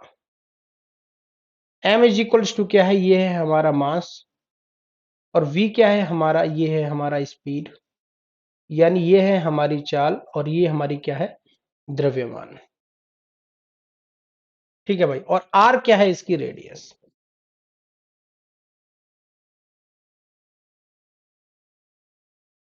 त्रिज्या। और ये एफ जो है ये हमारा बल है। सेंट्रीपिटल भी यही और सेंट्रीफ्यूगल भी हमारा क्या है, ये।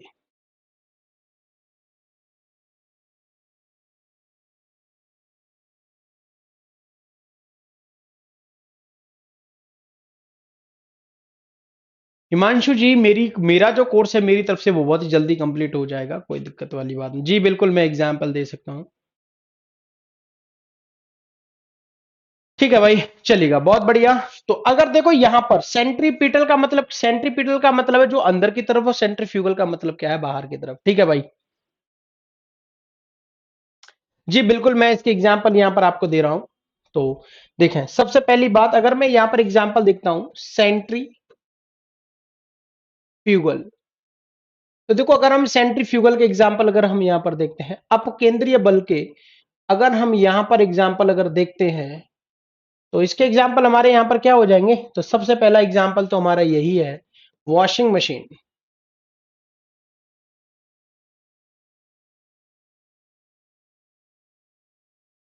Washing machine. दूसरा वाला होता है हमारा क्रीम सेपरेटर। क्या भाई? क्रीम सेपरेट, अब इसकी हिंदी कुछ नहीं होती, वॉशिंग मशीन की क्या हिंदी लिखोगे आप, है ना? और क्रीम सेपरेटर जो हमारा क्या करता है, जो दही से क्रीम को अलग करता है।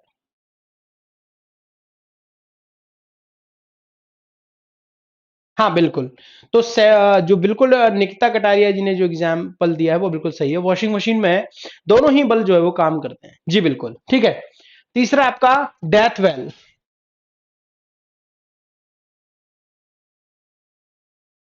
मैंने जो आपको एक सिंपल सी मम्मी जी की बात बता दी आपको, तो उसका कोई व्यक्तिगत मेरा कोई मतलब नहीं था। वो तो एक सिंपल तरीका है ना। देखो इतनी तो यार फ्रीडम होती है, अगर मैं टीचर हूँ तो इसका मतलब ये नहीं है कि मतलब इंसान कुछ बोल ही नहीं सकता है ना। तो वो अपना अपना एक तरीका होता है। मैं ये नहीं कह रहा कि आप लोग किसको वोट कर रहे हो या मत करो या करो। मेरे खुद मैंने वोट नहीं किया, लेकिन मैंने अपनी मम्मी की बात बता दी, है ना। तो इससे मेरा कोई व्यक्तिगत किसी भी पार्टी या किसी से कोई मतलब नहीं है। एज ए टीचर या कुछ भी आप मान सकते हो, तो मैंने सामान्य तरीके से ये चीज़ों को बोला है ना।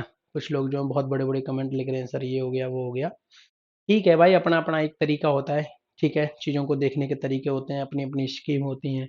कोई किसी पार्टी को सपोर्ट करता है, किसी किसी पार्टी को सपोर्ट करता है। ठीक है, यस। तो एक सिंपल और अलग तरीके की चीज़ है यहाँ पर, है ना। तो आप भी जो है क्या कर सकते हो, आपका अपना तरीका है। हो सकता है आप में से कोई अदर पार्टी का होगा या किसी पार्टी को वोट करेगा, तो आप स्वतंत्र है। मैं मुझे इस बात से कोई मतलब नहीं है कि आप इसको वोट करो मत करो, यार ये नहीं होता। मैं किसी की बुराई नहीं कर रहा या मैं किसी व्यक्तिगत तरीके से किसी व्यक्ति की जो है तारीफ भी नहीं कर रहा। बट मैंने अपना एक पॉइंट ऑफ व्यू रखा कि मैंने मेरे घर वालों ने वोट उधर कर दिया है, बस एक इतनी सी बात थी, है ना। बैंकिंग ऑफ द रोड का कंसेप्ट भाई यहाँ पर नहीं होता। दीपू सिंह जी, अगर आप इसके लिए कंसेप्ट पढ़ना चाहते हैं तो उसके लिए आप टीजीटी का एक बार बैच क्यों नहीं ले लेते। वहां पर आपको फिजिक्स एकदम बढ़िया तरीके से होगी, है ना भाई। हाँ, तो ये है हमारा मौत का कुआं। देखा है आपने, आप कभी नुमाइश गए होंगे पिताजी के साथ में, है ना। तो आप कभी पिताजी के साथ में जो है नुमाइश में गए होंगे, तो वहां पर क्या होता था, मौत का कुआं होता था। और मौत के कुएं में क्या होता था, ये इस तरीके से होता, ऊपर से थोड़ा सा बड़ा और फिर ना यहां पर आकर के और छोटा, फिर ये और छोटा, फिर ये और छोटा, ऐसे करके। और फिर मैं ना इसमें एक कार या बस, कार या बाइक चलती है। कार या बाइक इस तरीके से मोशन करती है, तो वो गिरती नहीं है ना। वो गिरती इसलिए नहीं है क्योंकि बाहर की तरफ एक फोर्स काम करता है, और वो फोर्स जो होता है वो हमारा क्या होता है, सेंट्रीफ्यूगल फोर्स होता है। ठीक है भाई। तो इन सभी में क्या आपका सेंट्रीफ्यूगल फोर्स लगता है, और इनको बैलेंस करने के लिए क्या होता है, हमारा सेंट्रीपिटल फोर्स जो यहाँ पर लगता है। ठीक है भाई, यस।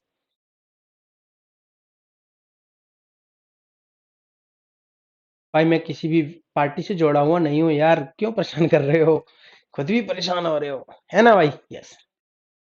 चिल करो यार, चिल करो, जहां आपको लगती है आपकी आजादी है वहां करो, है कि नहीं। खुश रहो बस। चलिए भाई। तो वॉशिंग मशीन कपड़ों को बाहर की तरफ फेंकता है, क्रीम सेपरेटर जो होता है वो भी क्रीम को बाहर की तरफ फेंकता है। मौत के कुएं में जो बस जो सॉरी कार या फिर आपका क्या चलती है, बाइक चलती है, वो भी नहीं करते, वो भी बाहर की तरफ बल लगाती है। वो भी हमारा क्या है, सेंट्री फ्यूगल फोर्स जो है इसमें लगता है। ठीक है ना, तो बस ये हमारे इसके एग्जाम्पल हो गए। ठीक है भाई। इसके बाद में था हमारा इलेक्ट्रोस्टैटिक फोर्स। इलेक्ट्रोस्टैटिक फोर्स, अब मैं इनको बहुत ज्यादा नहीं पढ़ाऊंगा, नहीं तो आप फिर परेशान हो जाएंगे, क्योंकि ये आपके सिलेबस का हिस्सा नहीं है। तो मैं सिर्फ आपको ये बताऊंगा ये कहां पर लगता है। इसके फॉर्मूले नहीं लिखूंगा, नहीं तो आपको फिर दिक्कत होने लगेगी, है ना। तो स्थिर वैद्युत बल, नहीं ये सब्जेक्ट की बात कर रहे हैं शकुंतला शर्मा जी, ये सब्जेक्ट की बात हो रही है ना भाई। ठीक है भाई। पिताजी के साथ में बचपन गए थे, तो सिंपल सी बात थी। ठीक है भाई, चलिएगा। अब यहां पर इलेक्ट्रोस्टैटिक फोर्स क्या होता है, ये हमारा इंटरेक्शन होता है चार्ज्ड बॉडीज के बीच में। तो यहां पर हम लिख सकते हैं interaction between the two charge bodies. ठीक है, दो वस्तुओं के बीच में, दो आवेशित वस्तुओं के बीच में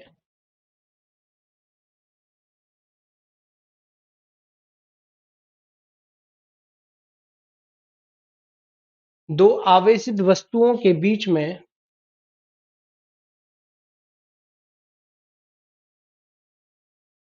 प्रेरित बल। अब देखो चार्ज बॉडीज के बीच में जो इंटरेक्शन होता है, चार्ज्ड बॉडीज के बीच में सेंट्रीपिटल मतलब वो जो सेंटर की तरफ लगता है, जैसे अर्थ और सन के बीच में लगने वाला। नहीं भाई, कोई न्यूमेरिकल इसमें जो है नहीं आता, छोटे छोटे से सवाल होते हैं जो आपके यहीं से हो जाएंगे। जी बिल्कुल, इसके हर एग्जांपल में आपका सेंट्रीपिटल भी लगेगा, जो इसको बैलेंस करता है एक्चुअली, है ना। यस। सर क्या यूनिफॉर्म सर्कुलर मोशन में, ये सवाल है अंकित जी का। अंकित जी, जो यूनिफॉर्म सर्कुलर मोशन होती है उसमें सेंट्रीपिटल फोर्स सिर्फ केंद्र की तरफ लगता है, सिर्फ केंद्र की तरफ लगता है, जिसकी वैल्यू वी स्क्वायर पर आर होती है। ठीक है, तो देखो जो हमारा चार्ज है ना, इनके बीच में जो इंटरेक्शन है वो दो तरीके का, अट्रैक्शन भी हो सकता है और ये हमारा क्या होता है, रिपल्सन भी होता है। तो ये आपकी जनरल पेपर के लिए क्लास है भाई। ये प्लस चार्ज है, ये प्लस चार्ज है, ये माइनस चार्ज है, ये माइनस का चार्ज है, ये प्लस चार्ज है और ये माइनस का चार्ज है, ये माइनस का चार्ज है और ये प्लस का चार्ज है। ठीक है, तो अगर हम यहां पर इन दोनों के बीच में देखते हैं या फिर हम यहां पर इन दोनों के बीच में देखते हैं, तो यहां पर जो हमारा जो है बल लगेगा वो हमारा होगा रिपल्सिव फोर्स।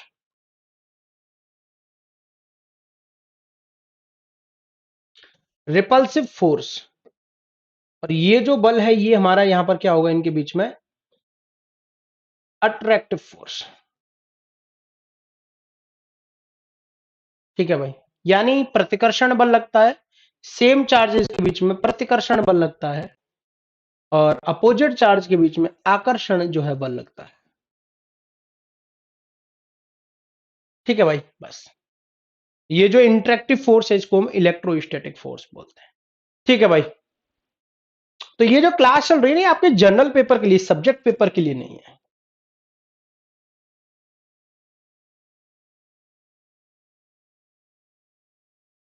ठीक है भाई, चलिएगा, इलेक्ट्रोस्टैटिक हो गया। चलो, इसके बीच में बाद में हम मैग्नेटिक फोर्स भी पढ़ लेते हैं।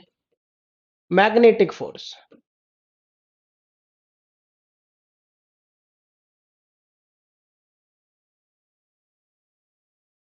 चुंबकीय बल।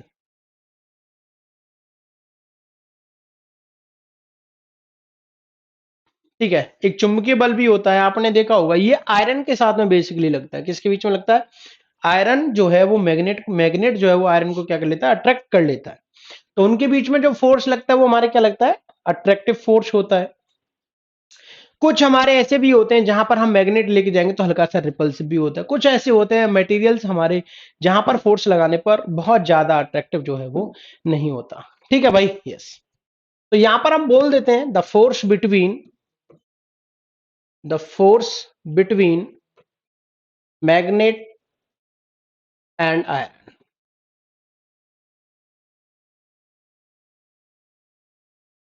लोहा व चुंबक के बीच में लगने वाला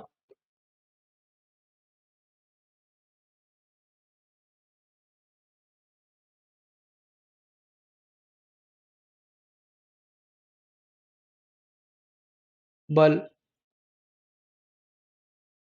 चुंबकीय बल कहलाता है।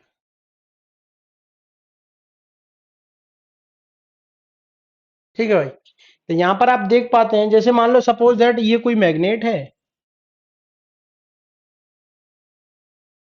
इसमें दो पोल होते हैं, एक नॉर्थ पोल होता है, एक साउथ पोल होता है। और यहां पर मान लो ये आयरन फिलिंग पड़ी हुई है, आयरन के छोटे छोटे टुकड़े हैं। ठीक है भाई, आयरन के ये छोटे छोटे टुकड़े हैं। अब जैसे ही आप इसको मैग्नेट को इसके पास यहां पर लेकर के आते हो, ठीक है, जैसे ही आप इसको इसके पास लेकर के आते हो, ये जो फिलिंग है ये यहां पर अट्रैक्ट हो जाता है। ठीक है भाई, तो इसी फोर्स को, जिस फोर्स से ये अट्रैक्ट हुआ, उसको हम लोग क्या बोलेंगे, यहां पर मैग्नेटिक फोर्स बोलेंगे।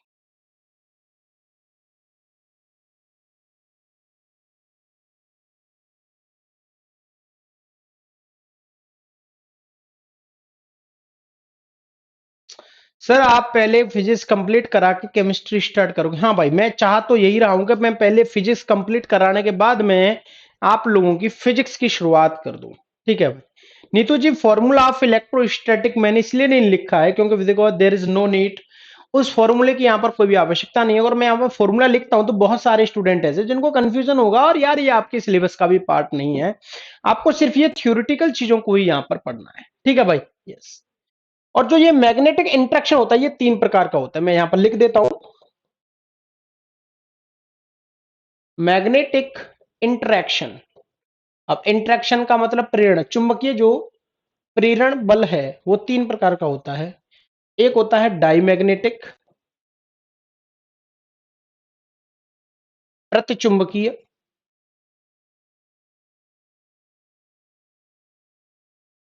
पैरामैग्नेटिक,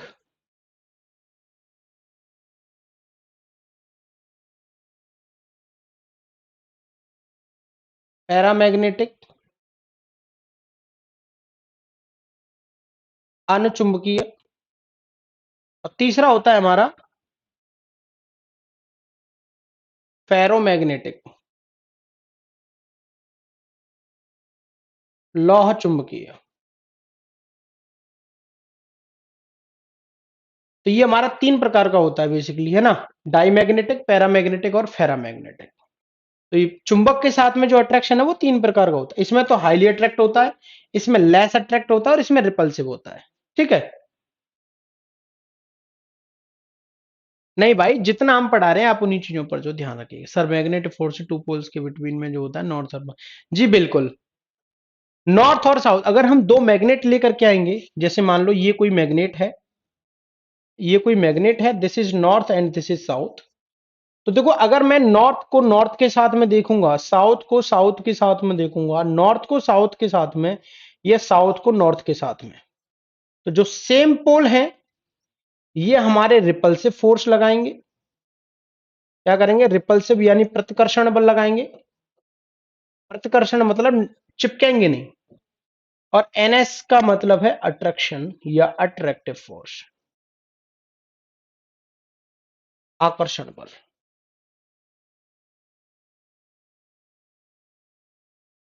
ठीक है भाई, यस।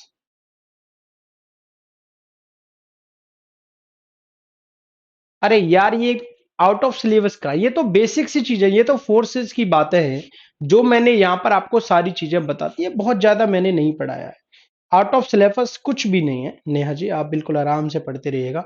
बिल्कुल भी आउट ऑफ सिलेबस आपको नहीं पढ़ाया जाएगा। मैं कोशिश करूंगा कि आपको सिलेबस से बाहर एक भी चीज यहां पर ना पढ़ाऊं। ठीक है। हाँ,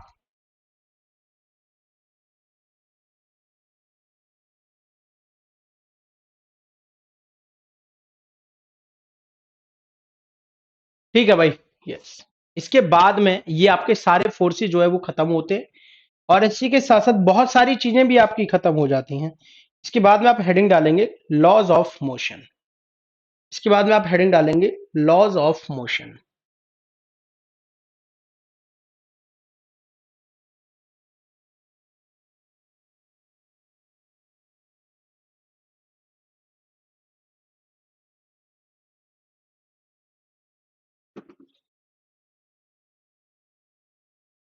15 मिनट और क्लास चलेगी आपकी।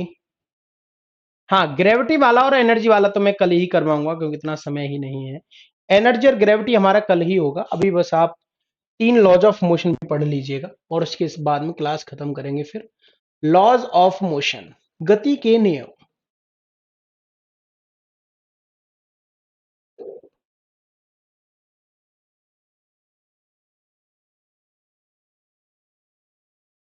गति के नियम, गति के जो नियम है ये न्यूटन साहब ने प्रपोज किए थे। Proposed by Newton. न्यूटन साहब ने इन नियम, इन रूल्स को न्यूटन साहब ने दिया था। ठीक है भाई। भाई बता तो दिया मैंने, मैग्नेटिक इंट्रैक्शन मैग्नेट के पोल्स के बीच में होता है। अगर आप दो मैग्नेट लेकर के आते हो, अगर उनका एक जैसा पोल आपके पास आता है, तो वहां पर आपका क्या होता है। नहीं नहीं भाई, इतना डीप में नहीं जाएंगे कि उनका भी बताया ना। आप केवल आप देखो, पता क्या है, कभी कभी क्या होता है कि अगर मैं थोड़ा सा भी सही लेवल पे पढ़ाने की कोशिश करता हूं तो बहुत सारे कमेंट ये भी आते हैं कि यार इतना भी मत पढ़ाइए, है ना। तो आप सिर्फ उतना पढ़ो, ये भी आपके सिलेबस के हिसाब से सही है। कम बिल्कुल भी नहीं पढ़ा, लेकिन इतना भी मत पढ़ो कि आप बिल्कुल फिजिक्स को फिजिक्स के तरीके से मत पढ़ो। ये एक जनरल साइंस है आपके लिए, है ना। तो अब आप इसमें बहुत ज्यादा डीप में जाएंगे तो फिर वो आपके सिलेबस का पार्ट नहीं है ना। तो भाई मैं बिल्कुल भी नहीं बताऊंगा, मैं सिर्फ उतना ही बताऊंगा जितना आपके सिलेबस का पार्ट है। ठीक है। इससे बाकी जो स्टूडेंट है उनका नुकसान होता है, और मैं नहीं चाहता कि उनका नुकसान हो। ठीक है। इनका जो पहला नियम है, फर्स्ट लॉ, इनका जो पहला नियम है, प्रथम नियम, इसमें इन्होंने बोला था कि अगर कोई बॉडी रेस्ट पे है तो वो रेस्ट पे ही रहेगी, और अगर वो मोशन में है तो फिर वो मोशन में ही रहेगी। ठीक है भाई। Yes. तो आप यहां पर लिख सकते हो, if a body is at rest और in motion,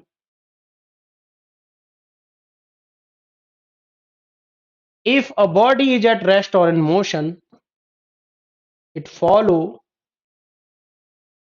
its state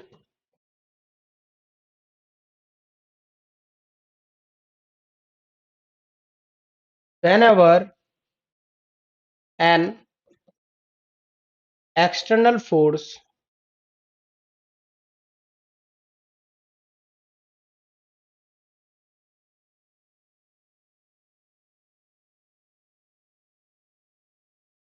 apply on it।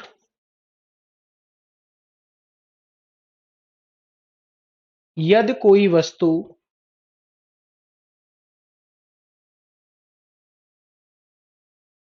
स्थिर है या गति में है,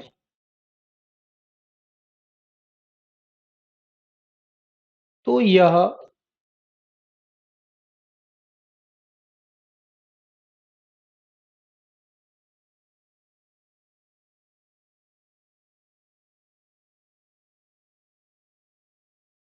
अपनी अवस्था का पालन करती है जब तक, तो यह अपनी ही अवस्था का पालन करती है जब तक कि इस पर कोई बल ना लगाया जाए।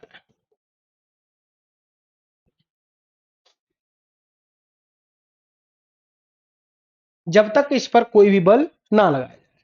ठीक है भाई। यस। चलिए भाई, बात समझ में आ रही है। अब यहां इसका मतलब ये था, और इसी को ना गैलीलियो साहब, एक साइंटिस्ट थे जिनका नाम था गैलीलियो। इन्होंने इसी लॉ को एक नया नाम दिया, इसी लॉ को इन्होंने बोला लॉ ऑफ इनर्शिया।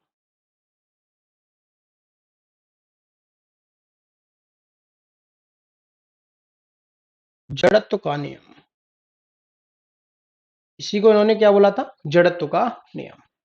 तो इसी पहले वाले नियम को लॉ ऑफ इनर्शिया भी हम यहां पर कहते हैं, लेकिन स्टेट मतलब अवस्था, स्टेट मतलब अवस्था, लॉ ऑफ इनर्शिया जड़त्व का नियम इसको बोला गया। अगर हम यहां पर इनवर्स,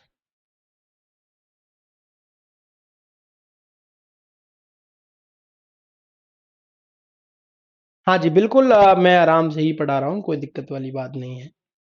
ठीक है भाई, चलो। अब यहां पर अगर हम इनर्शिया की बात करते हैं तो इनर्शिया बेसिकली दो तरीके का होता है। इनर्शिया क्या होता है? बेसिकली दो तरीके का होता है।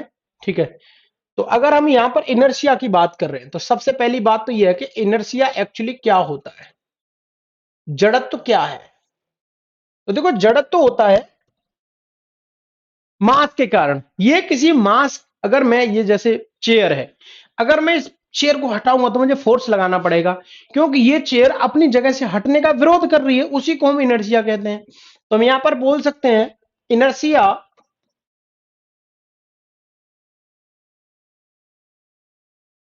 Inertia is a property of mass. आप इसको शॉर्ट में समझ सकते हो यहां पर, जड़त्व द्रव्यमान का एक गुण होता है।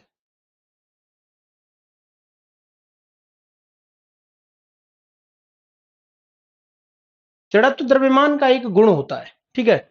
जड़त्व क्या होता है? एक द्रव्यमान का गुण होता है ये।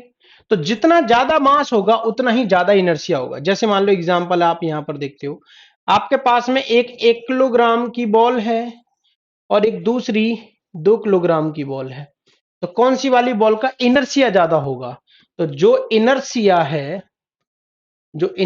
है यानी कि जो जड़त्व है, वो 2 किलोग्राम वाली का ज्यादा होगा 1 किलोग्राम वाली से।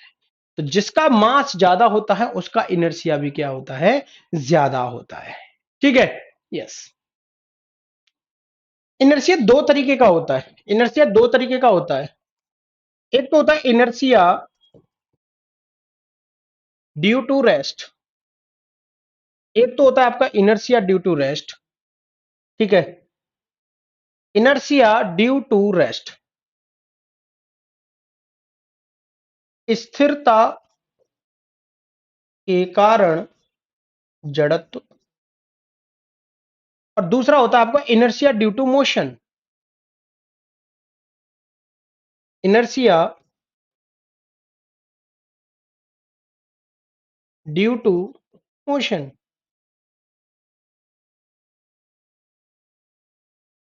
गति के कारण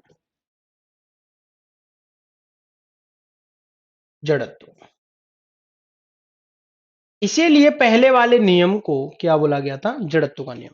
क्योंकि पहले वाले नियम में भी दो बातें ध्यान से सुनो, कि कोई बॉडी या तो रेस्ट पे है, भाई पहले वाले नियम में दो ही बातें आई हैं, या तो कोई वस्तु रेस्ट पे है या फिर कोई वस्तु क्या है, मोशन में है।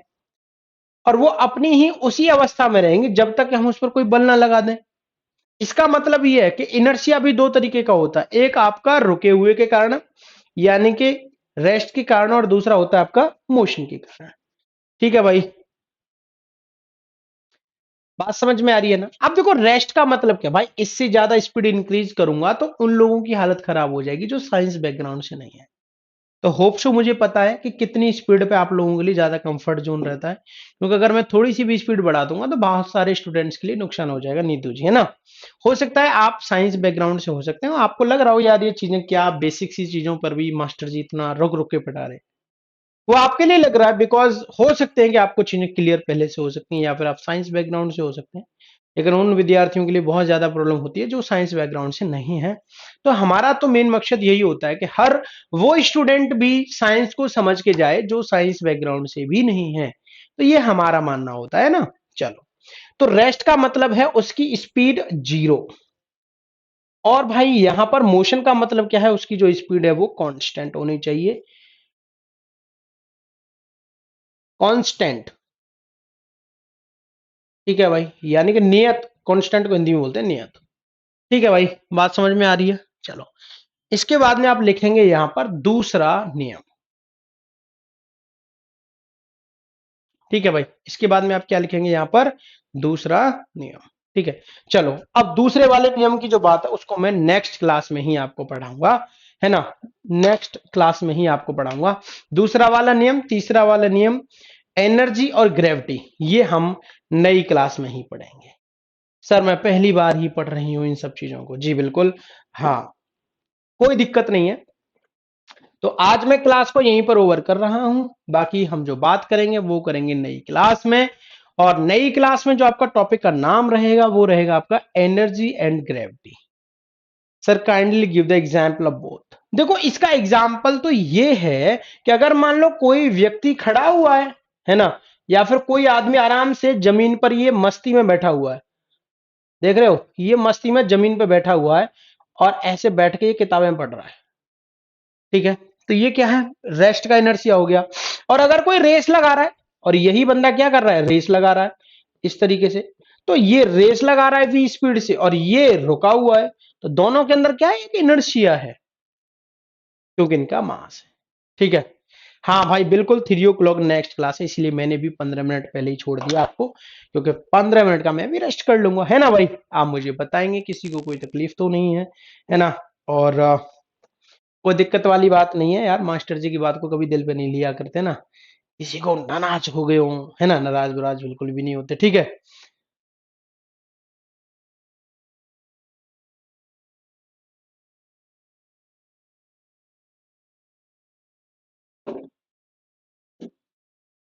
साइंस भी आता है, वो क्लास कब होगी।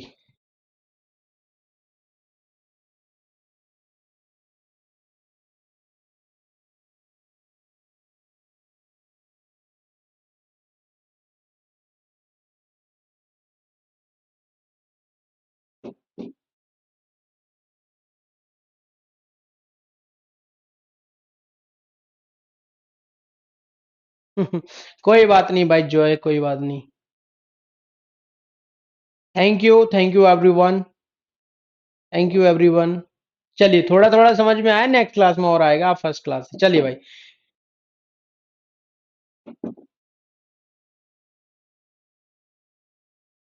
ये इसकी जो स्पीड है वो कांस्टेंट है, नियत है, ये बदलनी नहीं चाहिए। ठीक है भाई, चलिए तो फिर आज के लिए इतना ही। Thank you so much, take care, bye bye. बाकी बात करते हैं नेक्स्ट क्लास में। Thank you so much, thank you.